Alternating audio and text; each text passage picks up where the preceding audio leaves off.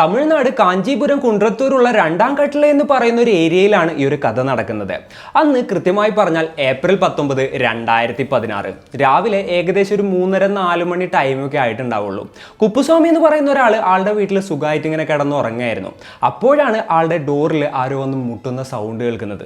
ഈ വെളുപ്പാങ്കാലത്ത് ആരാണ് ആ ഡോറിൽ തട്ടുന്നത് എന്നുള്ള ആ ഒരു ഇതോട് കൂടിയിട്ട് ഉറക്കച്ചടവിലായിരുന്നു ആൾ ബെഡിൽ നിന്ന് എഴുന്നേറ്റത്. ആൾ നേരെ തന്നെ ചെന്ന് ഡോറ് തുറന്നപ്പോൾ ഞെട്ടിക്കുന്നൊരു കാഴ്ചയായിരുന്നു കണ്ടത്. അതായത് അവിടെ ഉണ്ടായിരുന്നത് തൊട്ടപ്പുറത്തെ വീട്ടിലത്തെ സുഭശ്രീ എന്ന് പറയുന്ന 7 വയസ്സുള്ള ഒരു കുഞ്ഞായിരുന്നു. ആ കുഞ്ഞിൻ്റെ കയ്യിലാണെന്നുണ്ടെങ്കിൽ വേറൊരു കൈക്കുഞ്ഞുണ്ടായിരുന്നു. ആ കുഞ്ഞിൻ്റെ സിസ്റ്ററായിരുന്നു അത്. ഗുണശ്രീ എന്നായിരുന്നു കേട്ടോ ആ ചെറിയ കുട്ടിയുടെ പേര്. അപ്പോൾ കുപ്പുസ്വാമിയുടെ കയ്യിലോട്ട് തൻ്റെ സിസ്റ്ററിനെ കൊടുത്തിട്ട് ഈ പെൺകുട്ടി നിലത്ത് വീഴാണ്.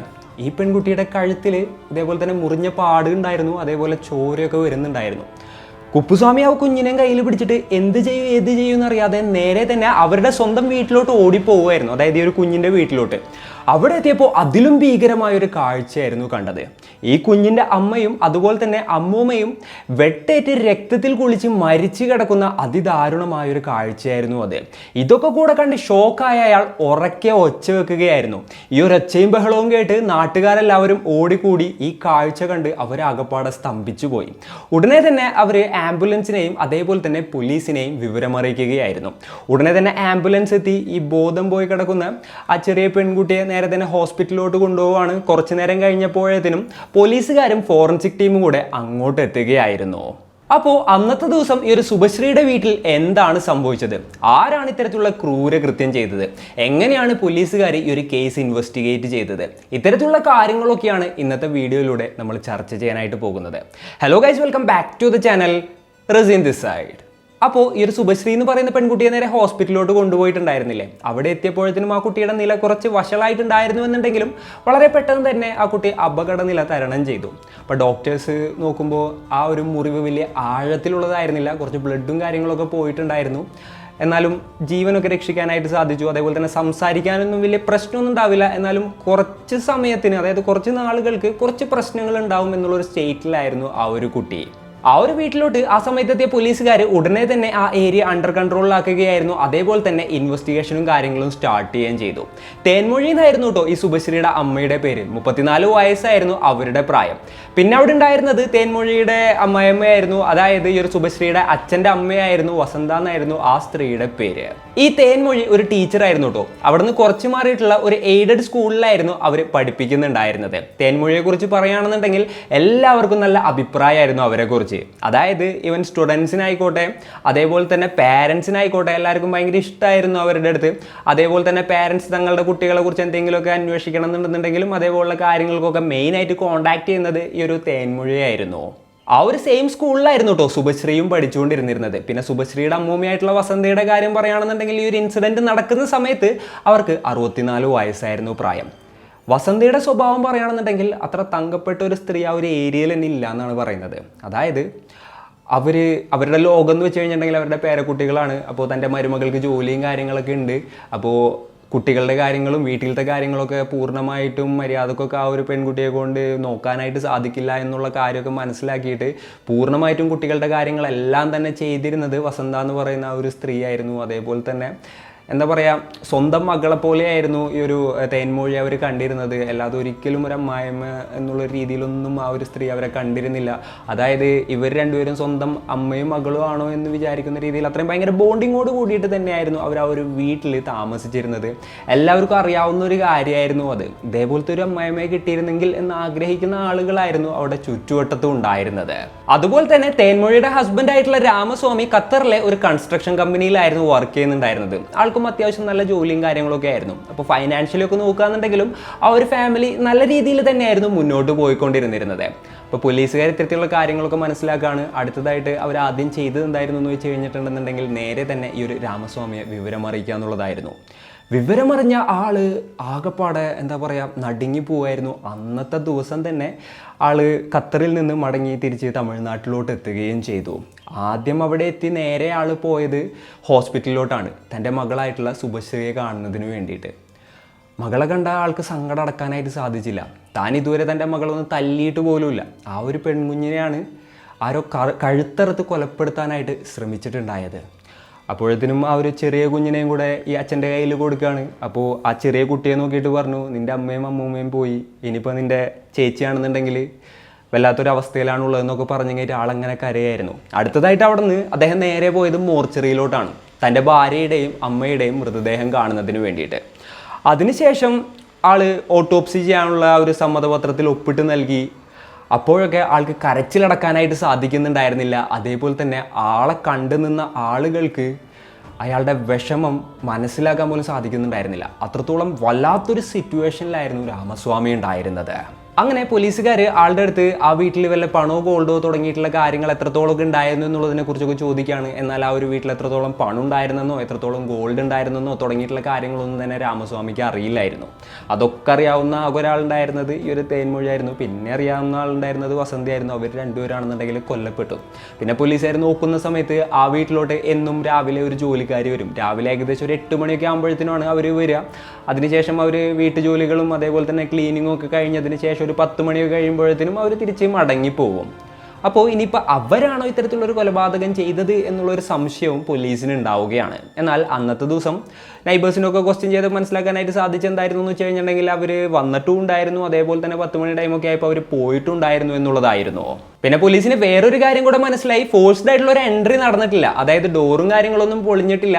അപ്പോൾ ഇവർക്ക് അറിയാവുന്ന ആരോ ആണ് ഇത്തരത്തിലുള്ളൊരു കൃത്യം ചെയ്തത്. അതേപോലെ തന്നെ മോഷണം തന്നെയായിരുന്നു അവരുടെ ലക്ഷ്യം. കാരണം ഇവരുടെ കബോർഡും കാര്യങ്ങളെല്ലാം അലങ്കോലായിരുന്നു. അതിൻ്റെ ഉള്ളിൽ നിന്ന് പണവും ഗോൾഡും കാര്യങ്ങളും വിലപിടിപ്പുള്ള എല്ലാം തന്നെ മോഷണം പോയിട്ടുമുണ്ട്. പിന്നെ ഫോറൻസിക് ടീം ആ ഒരു ഏരിയ കംപ്ലീറ്റ് ആയിട്ട് അരിച്ചു പറക്കിയിട്ടും അവർക്ക് വല്ല ഫിംഗർ പ്രിൻറ്റോ ഫുട് പ്രിൻറ്റോ ഒന്നും തന്നെ കണ്ടെത്താനായിട്ട് സാധിച്ചില്ല കേട്ടോ. അതായത് ഈ കൊലപാതകങ്ങൾ എന്തൊക്കെയാണെന്നുണ്ടെങ്കിലും അവരുടെ എന്താ പറയുക ഫുട് പ്രിൻറ്റ്സും ഫിംഗർ പ്രിൻറ്റ്സും എല്ലാം തന്നെ ക്ലിയർ ചെയ്തതിന് ശേഷമാണ് അങ്ങോട്ട് പോയത്.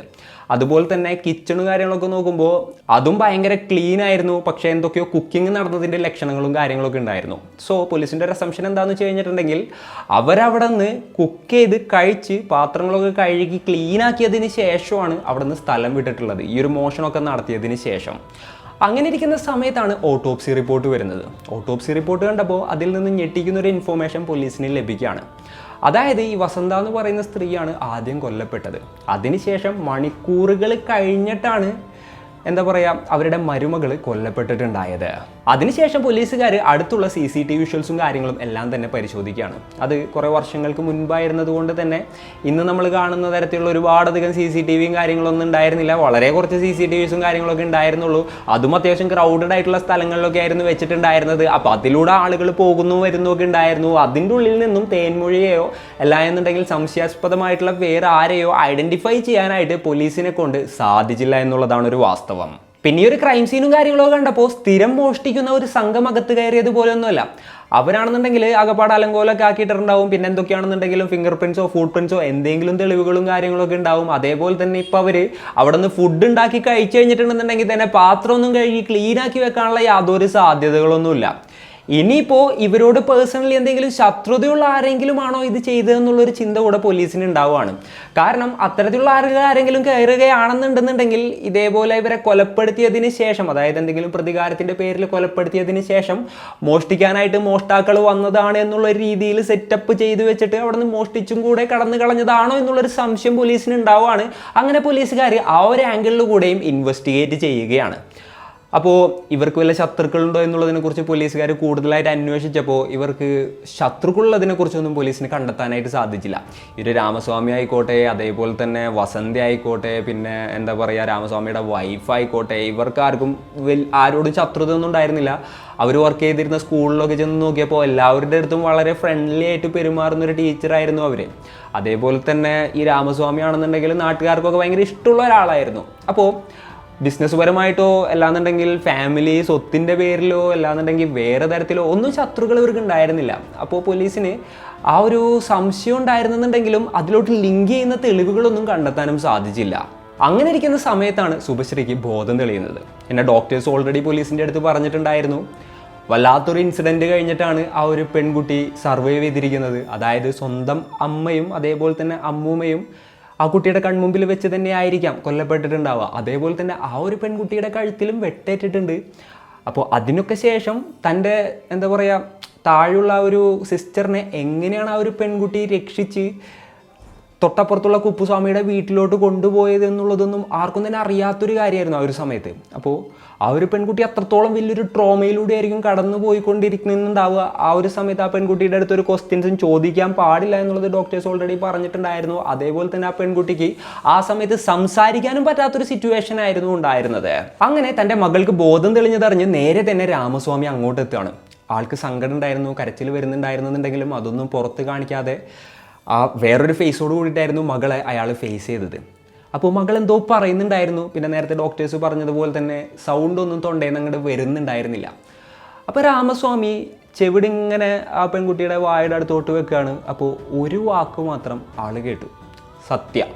യെസ്, സത്യ എന്നുള്ള പേര് മാത്രമാണ് ആൾ കേട്ടത്. അപ്പോൾ തന്നെ ആൾക്ക് കുറച്ച് കാര്യങ്ങൾ മനസ്സിലായി. കാരണം ആരാണ് ഈ സത്യ എന്ന് ചോദിച്ചു കഴിഞ്ഞാൽ അവരുടെ വീട്ടിൽ ജോലിക്ക് വരുന്ന ജോലിക്കാരിയായിരുന്നു. ഒന്നില്ലാന്നുണ്ടെങ്കിൽ സത്യക്ക് ഈ ഒരു ഇൻസിഡൻറ്റുമായിട്ട് എന്തോ പങ്കുണ്ട്, ഇല്ലാന്നുണ്ടെങ്കിൽ സത്യ ഇത് കണ്ടിട്ടുണ്ട്, എല്ലാന്നുണ്ടെന്നുണ്ടെങ്കിൽ എന്താണ് സംഭവിച്ചതെന്നുള്ളത് വ്യക്തമായിട്ട് സത്യക്കറിയാം. അങ്ങനെ രാമസ്വാമി നേരെ തന്നെ തൻ്റെ മകൾ പറഞ്ഞ ഈ ഒരു വാക്ക് പോലീസിൻ്റെ അടുത്ത് പറയുകയാണ്. പോലീസുകാരങ്ങനെ സത്യക്ക് വേണ്ടിയിട്ടുള്ള തിരച്ചിലും കാര്യങ്ങളും തുടരുകയായിരുന്നു. അപ്പോൾ സത്യയെക്കുറിച്ച് ആദ്യം തന്നെ പോലീസുകാർ അന്വേഷിച്ചത് ഈ തേൻമൊഴിയുടെ നൈബേഴ്സിൻ്റെ അടുത്താണ്. എന്നാൽ ആർക്കും സത്യയെക്കുറിച്ച് യാതൊരു ധാരണയും ഉണ്ടായിരുന്നില്ല. സാറേ, അവൾ രാവിലെ ഇതേപോലെ തന്നെ ജോലിക്കായിട്ട് വരും, ജോലി കഴിയും തിരിച്ചു പോകും എന്നുള്ളതല്ലാതെ ഞങ്ങളുടെ അടുത്തൊന്നും സംസാരിക്കാനോ മിണ്ടാനോ പറയാനോ ഒന്നും നിൽക്കാറില്ല. ഈ ഒരു തേൻമൊഴിയും സത്യം തമ്മിൽ എങ്ങനെയാണ് ഇത്ര കണക്ഷൻ വന്നതെന്നുള്ളതിനെ കുറിച്ച് പോലും ഞങ്ങൾക്കറിയില്ല. ഞങ്ങളുടെ കയ്യിൽ അവളുടെ നമ്പറും ഇല്ല, അവൾ എവിടെ നിന്നാണ് വരുന്നതെന്ന് അറിയില്ല, അവളെക്കുറിച്ച് യാതൊരു ഐഡിയ ഇല്ല എന്നുള്ളൊരു തരത്തിലായിരുന്നു നൈബേഴ്സ് എല്ലാവരും തന്നെ പോലീസിൻ്റെ അടുത്ത് മറുപടി പറഞ്ഞത്. അപ്പോൾ ഈ ഒരു സത്യം എങ്ങനെയെങ്കിലും കണ്ടെത്തണമല്ലോ. ഈ സത്യയുടെ ഫോൺ നമ്പറോ മറ്റോ കിട്ടുമോ എന്നറിയുന്നതിന് വേണ്ടിയിട്ട് കൊല്ലപ്പെട്ട തേൻമൊഴിയുടെ ഫോൺ ഡീറ്റെയിൽസും കാര്യങ്ങളൊക്കെ എടുക്കുകയാണ്. അതേപോലെ തന്നെ അവരുടെ ഫോണിൻ്റെ ഉള്ളിൽ നിന്ന് സത്യയുടെ നമ്പർ പോലീസിന് ലഭിക്കുകയും ചെയ്തു. അങ്ങനെ ആ ഒരു നമ്പറിലോട്ട് പോലീസുകാർ കോൾ ചെയ്ത് നോക്കുകയാണ്. എന്നാൽ ആ സമയത്ത് ഫോൺ സ്വിച്ച് ഓഫ് ആയിരുന്നു. ഇതോടുകൂടി പോലീസിന് സത്യയുടെ മേൽ നല്ല രീതിയിൽ സംശയം വരികയാണ്. കാരണം അവർ വർക്ക് ചെയ്യുന്ന വീട്ടിൽ ഒരു ഡബിൾ മർഡർ നടന്നിരിക്കുകയാണ്. അതിനുശേഷം അവരെ കാണാനുമില്ല, അതേപോലെ തന്നെ അവരുടെ ഫോൺ സ്വിച്ച് ഓഫുമാണ്.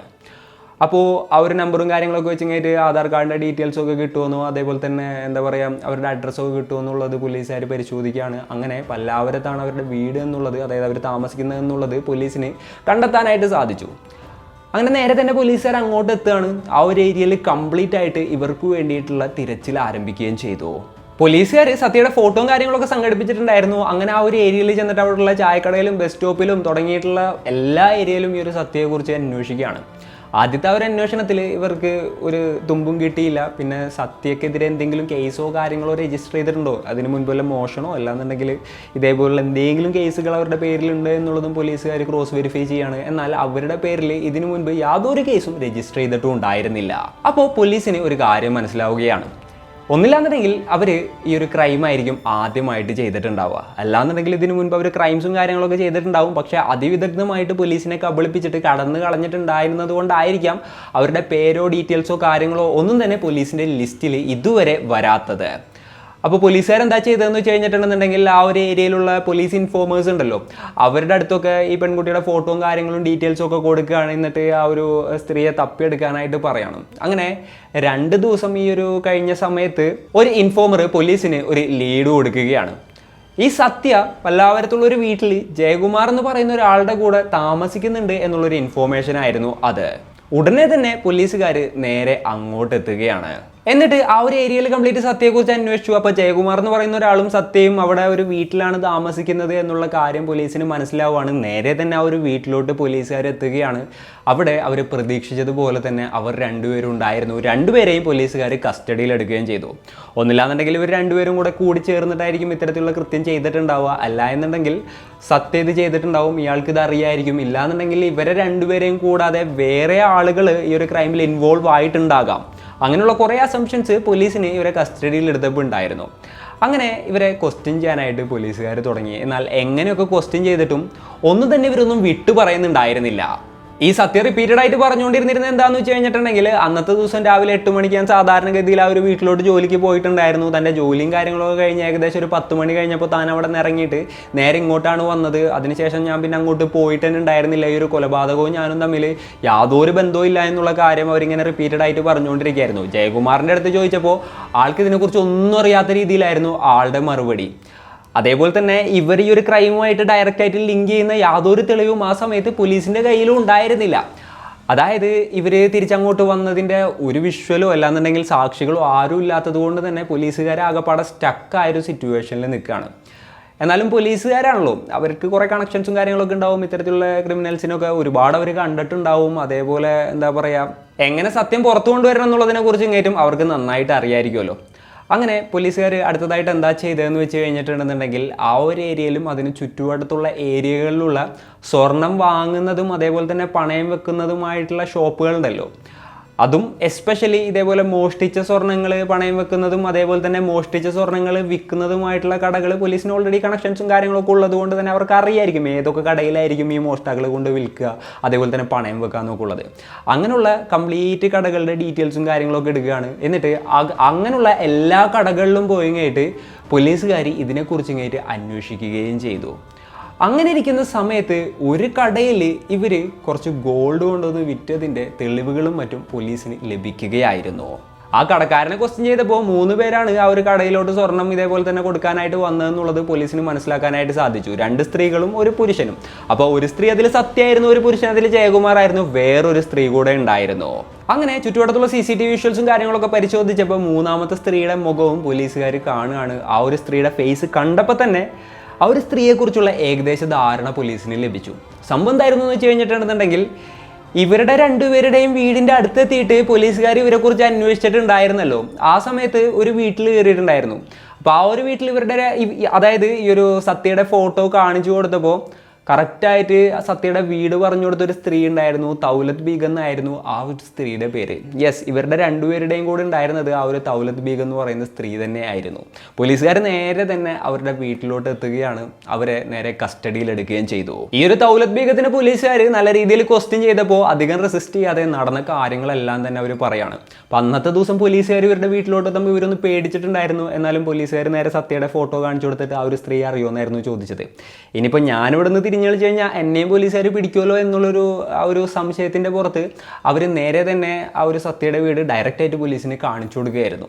പിന്നെ തൻ്റെ അടുത്തോട്ട് പോലീസ് വരും എന്നുള്ളൊരു ചിന്ത അവർക്ക് ഉണ്ടായിരുന്നില്ല. പോലീസുകാർ കറങ്ങി തിരിഞ്ഞു വന്നപ്പോൾ എന്തായാലും താൻ പെട്ടു എന്നുള്ളത് മനസ്സിലാക്കിയതിന് ശേഷം അവർ നടന്ന കാര്യങ്ങളെല്ലാം തന്നെ പറയുകയാണ്. തൗലത്ത് ബീഗത്തിൻ്റെ കൺഫെഷന് ശേഷം പോലീസുകാർ ഈ ഒരു തേൻമൊഴിയുടെ അടുത്തും അതേപോലെ തന്നെ ജയകുമാറിൻ്റെ അടുത്തും പറഞ്ഞു, നിങ്ങളുടെ കൂട്ടാളിയായിട്ടുള്ള തൗലത്ത് എന്തായാലും ഉള്ള കാര്യങ്ങളെല്ലാം തന്നെ പറഞ്ഞിട്ടുണ്ട്, ഇനി നിങ്ങൾ കൂടെ അത് സമ്മതിച്ച് കഴിഞ്ഞിട്ടുണ്ടെന്നുണ്ടെങ്കിൽ ഞങ്ങളുടെ പരിപാടി എളുപ്പമായി എന്ന് പറഞ്ഞു. അങ്ങനെ ഈ ഒരു സത്യയുടെ അടുത്ത് പോലീസുകാർ കാര്യങ്ങൾ ഡീറ്റെയിൽ ആയിട്ട് ചോദിക്കുകയാണ്.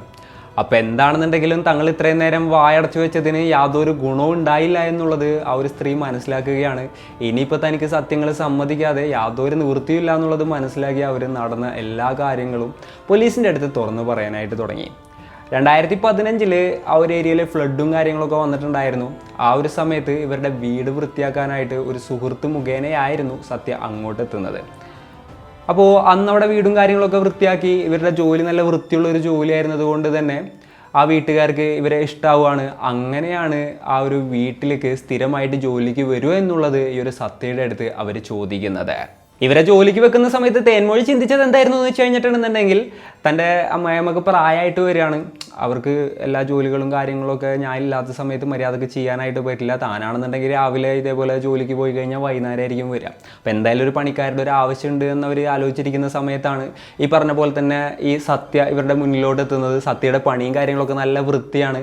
അപ്പോൾ ഇതൊക്കെ കൊണ്ട് തന്നെ സത്യയുടെ അടുത്ത് ഈ ഒരു ജോലിയുടെ കാര്യം പറയുമായിരുന്നു. സത്യ അതിന് ഓക്കെ പറയുകയും ചെയ്തു. അതിനുശേഷം അവർ സ്ഥിരമായിട്ട് ആ ഒരു വീട്ടിലിങ്ങനെ ജോലിക്ക് വരാറുണ്ടായിരുന്നു. രാവിലെ വരും, കറക്റ്റായിട്ട് ജോലിയും കാര്യങ്ങളൊക്കെ ചെയ്യും, പിന്നെ തിരിച്ചു പോകും. ഈ പറഞ്ഞ പോലെ തന്നെ അയൽവാസികളായിട്ടൊന്നും യാതൊരു കമ്മ്യൂണിക്കേഷനും ഇവർ വെച്ചിരുന്നുമില്ല. അതായത് ഭയങ്കര റിസർവ്ഡ് ആയിട്ടുള്ള ഒരു സ്ത്രീ ആയിരുന്നു ഈ ഒരു സത്യ.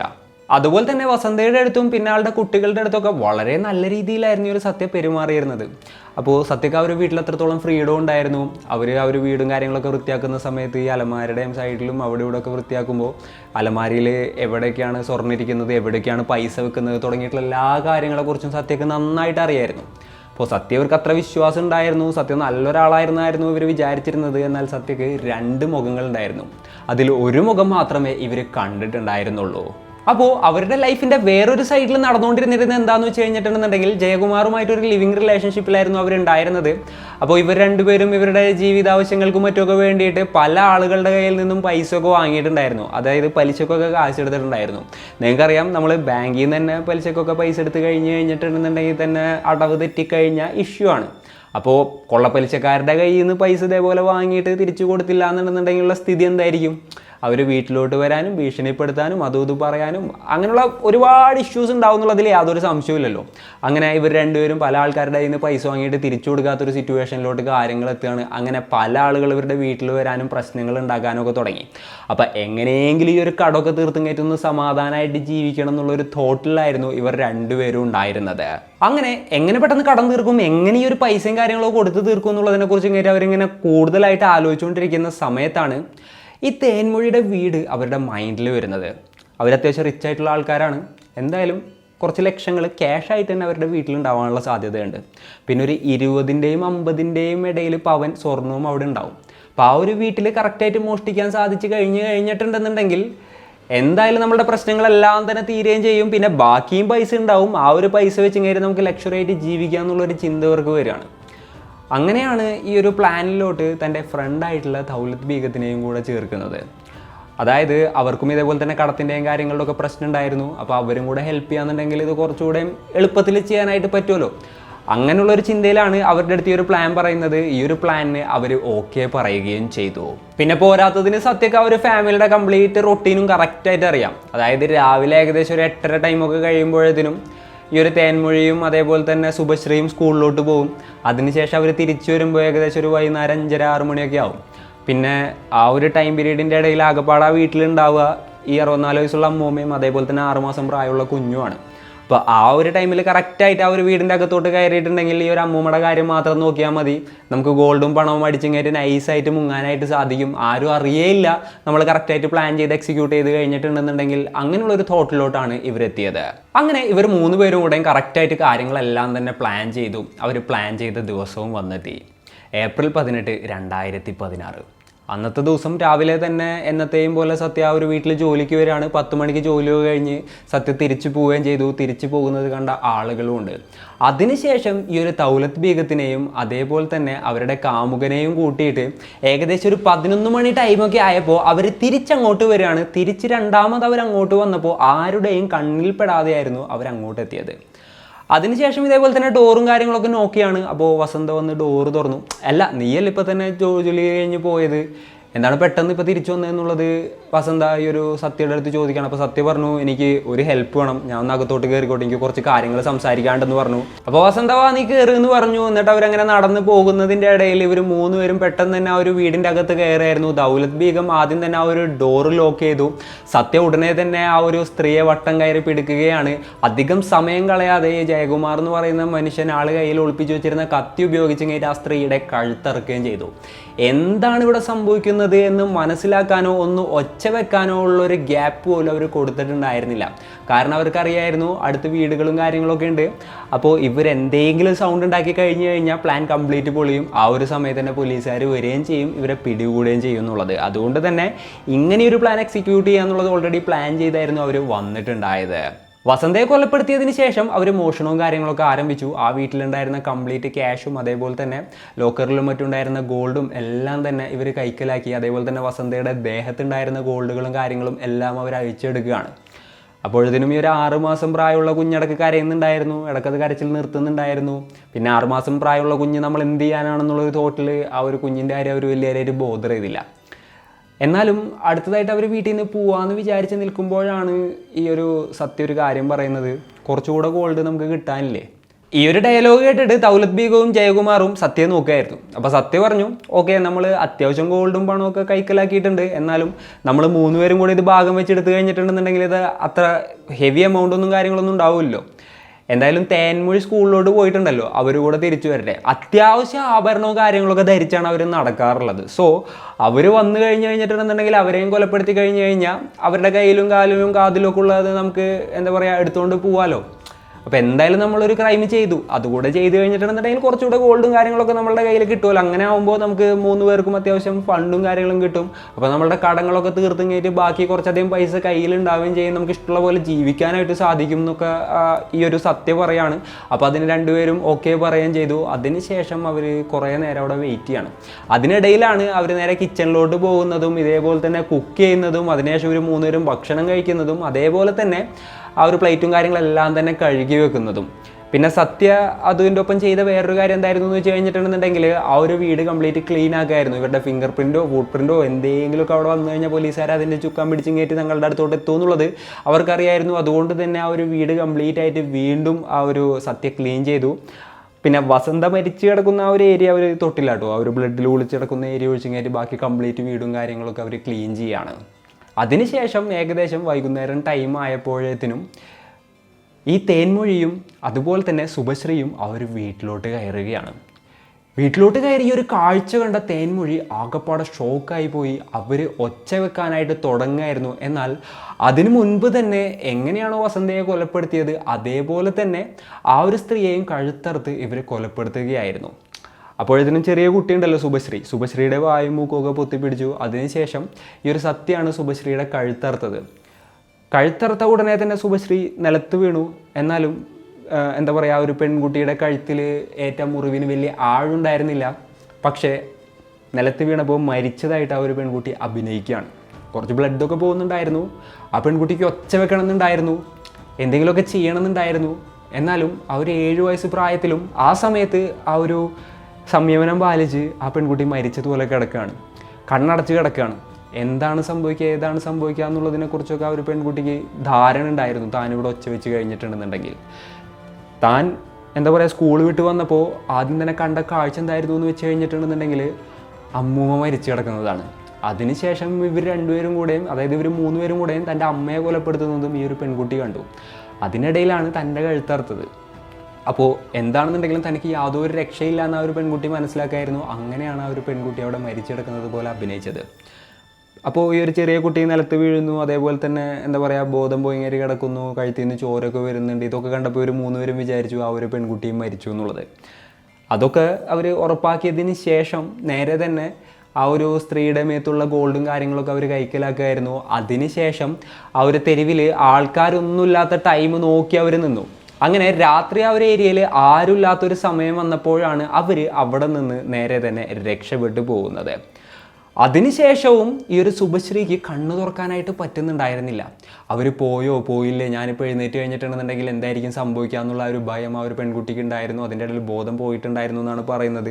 പിന്നീട് കുറേ നേരം കഴിഞ്ഞപ്പോൾ ഏകദേശം ഒരു 3-3:30 ടൈമൊക്കെ ആയപ്പോഴാണ് ആ ഒരു കുഞ്ഞിന് എഴുന്നേക്കാനായിട്ട് പറ്റുന്നത്. അങ്ങനെയാണ് ആ പെൺകുട്ടി നേരെ തന്നെ തൻ്റെ താഴെയുള്ള എന്താ പറയുക അനിയത്തിയെയും എടുത്തിങ്ങായിട്ട് ഓപ്പോസിറ്റുള്ള വീട്ടിലോട്ട് പോകുന്നതും കുപ്പുസ്വാമി അങ്കിളുടെ അടുത്ത് പോയിട്ട് അവിടുത്തെ ഡോറ് തട്ടുന്നതും. ആ ഒരു ഡോറ് തുറന്നപ്പോൾ കുപ്പുസ്വാമിയുടെ കയ്യിലോട്ട് ഈ ഒരു കുഞ്ഞിനെ കൊടുത്തിട്ട് ആ പെൺകുട്ടി വീണ്ടും ബോധം കെട്ട് വീഴുകയായിരുന്നു. എങ്ങനെയെങ്കിലും തൻ്റെ അനിയത്തിയെ രക്ഷിക്കണം എന്നുള്ള ആ ഒരു മൈൻഡിൽ മാത്രമായിരുന്നിട്ടുണ്ടാവാം. അങ്ങനെ ആ ഒരു പെൺകുട്ടി ആ ഒരു ചെറിയ കുഞ്ഞിനെ എടുത്ത് അപ്പുറത്തോട്ട് പോയതും ഇതേപോലെ തന്നെ ആളുടെ കയ്യിൽ കൊടുത്തതുമൊക്കെ എന്താണെന്നുണ്ടെങ്കിലും ആ പെൺകുട്ടി ആ ഒരു സമയത്തെടുത്ത ആ ഒരു തീരുമാനത്തെയും അതേപോലെ തന്നെ തൻ്റെ താഴുള്ളതിനെ രക്ഷിക്കാൻ കാണിച്ച ആ ഒരു എന്താ പറയുക മനസ്സാന്നിധ്യത്തെയും ആ ഒരു പ്രായമുള്ളൂ എന്ന് നമ്മൾ ആലോചിക്കണം. നമുക്ക് പ്രശംസിക്കാതെ മതിയാവില്ല.